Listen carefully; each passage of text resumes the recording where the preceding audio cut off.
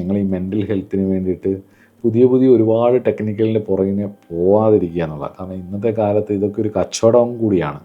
കാശ് കൊടുത്താൽ mental health കിട്ടും എന്ന് പറഞ്ഞിട്ട് പുതിയ പുതിയ വിഷയങ്ങളിലേക്ക് പോവുക എന്നുള്ളതാണ്. ഈ ഭൂമിയിൽ ജീവിച്ചിരുന്നവരാണ് മാനസികമായിട്ടുള്ള വളർച്ചയും അത് പരമമായ അവസ്ഥയിലേക്ക് എത്തിക്കാനും വേണ്ടിയിട്ട് ഒരുപാട് അന്വേഷിച്ചവരാണ് ഇവിടുത്തെ ഋഷിമാർ, മുനിമാർ, അല്ലെങ്കിൽ മഹാതപസ്വികൾ. അപ്പം അതൊക്കെ പച്ചപ്പഴഞ്ചനാണെന്ന് പറഞ്ഞിട്ട് അവർ പറഞ്ഞ അതേ കാര്യങ്ങൾ തന്നെ പുതിയ കുപ്പിയിൽ ഇറങ്ങി വരുന്ന സമയത്ത് നമ്മൾ അതിൻ്റെ പുറകിന് പോവുകയും ചെയ്യുന്നുണ്ട്. ഇന്നതൊക്കെ ഒരു ബിസിനസ് മാത്രമാണ്.